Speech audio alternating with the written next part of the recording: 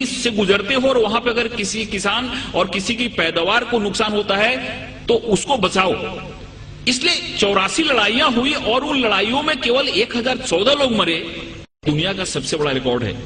اور جب پروفیٹ محمد جب مکہ میں آئے اپنے پورے سینکوں کے ساتھ، تو جس مکہ والوں نے ان کو اپمانت کیا تھا، جس مکہ والوں نے ان کو پتھر سے مارا تھا، جس مکہ والوں نے ان کی جان لینے کی کوشش کی تھی اور ان کی تکلیف کے چلتے ان کو ہجرت کرنی پڑی تھی، اس مکہ والوں کو انہوں نے پیار سے جیتا. اور وہ مکہ کی جو فتح تھی ایسی فتح تھی جس میں خون کا ایک قطرہ بھی نہیں بنا. پروفیٹ محمد کو جتنا اپمانت کیا گیا تھا، پروفیٹ محمد کی زندگی کو جتنی تکلیف دی گئی تھی، اگر وہ چاہتے تو جس سمے انہوں نے مکہ میں پرویش کیا، مکہ کی فتح کی، اسے میں ہزاروں لوگوں کا قتل کرا سکتے تھے، لیکن ایک بھی خون کا قطرہ نہیں بہا اور بڑے پیار اور محبت کے ساتھ انہوں نے مکہ کو فتح کیا.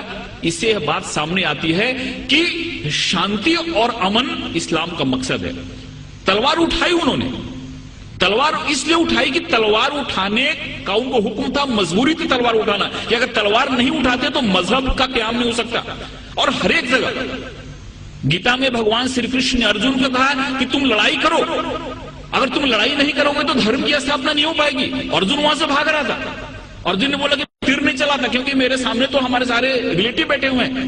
بھگوان شری کرشن نے کہا کہ یہاں پہ دھرم کی استھاپنا کے لیے تم کو لڑائی کرنی پڑے گی، تم کو لوگوں کو مارنا پڑے گا. اگر تم نے لڑائی نہیں کی تو دھرم کی استھاپنا نہیں ہوگی. تو ایک وشیش پرستھتی میں ہم کو لڑائی کرنے کی بھی ضرورت ہوتی ہے. ویسے ہی پروفیٹ محمد نے اگر لڑائی کرنے کی بات کی تو وہاں پہ کی جہاں پہ لڑائی کرنا مجبوری تھا، اور وہاں پہ اگر لڑائی نہیں ہوتی تو شانتی کی استھاپنا نہیں ہوتی. اس لیے یہ بات ہمارے سامنے آتی ہے کہ سب سے بڑی جو بات ہے کہ اسلام جہاں جہاں انہوں نے ان کو جہاں جہاں وہ لوگوں کو مار سکتے تھے، جہاں جہاں خون خرابہ ہو سکتا تھا، وہاں پہ انہوں نے خون خرابہ نہیں ہونے دیا. کبھی کبھی انہوں نے اپنے کو خود اپمانت بھی ہوئے. جیسے کہ بہت لوگوں کو معلوم ہوا کہ صلح حدیبیہ جو ایک قرار ہوا، ایک جو معاہدہ ہوا، اس میں بہت سارے ایسے ٹرم تھے جو ٹرم ان کو قبول نہیں تھے، اسلام کے ماننے والوں کو، مسلمانوں کو قبول نہیں تھے.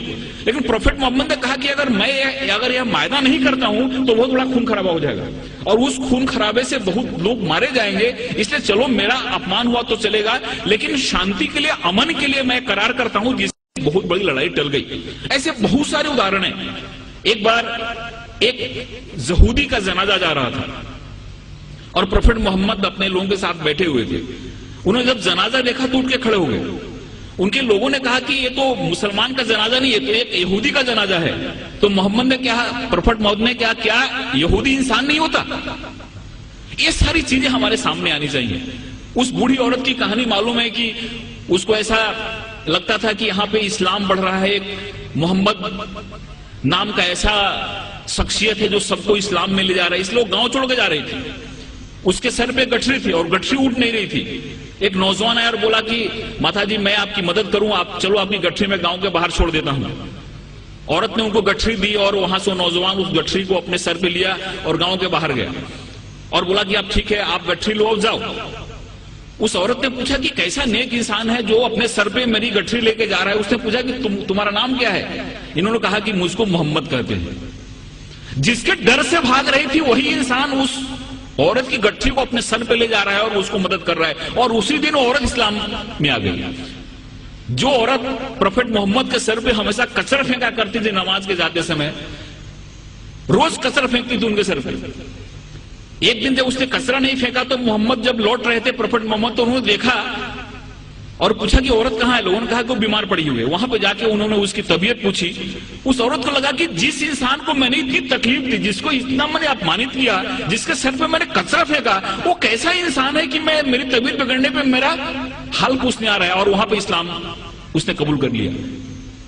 ایک چیز لوگوں کے سامنے آنا چاہیے، یہ جو تحمل ہے، یہ جو ہماری سہیشونتا ہے، یہ جو ہمارا ایک انسانیت کے پرتی پریم ہے، یہ حدیث میں اور پروفیٹ محمد کی جو سنت ہے، یہ جب ہمارے لوگوں کے سامنے آتی ہے تو ہم کو سمجھ میں آتا ہے. ایک ہمارے بہت نزدیک کے متر ہیں جے پور کے، ان کو کئی بار میں نے مشاعرے کے لیے بلایا. انہوں نے دو چیزیں مجھ کو بتائی. یہ دونوں چیزیں مجھ کو کہیں ریفرنس ملا نہیں ہے، لیکن انہوں نے بتائی. انہوں نے پہلا ایسا بات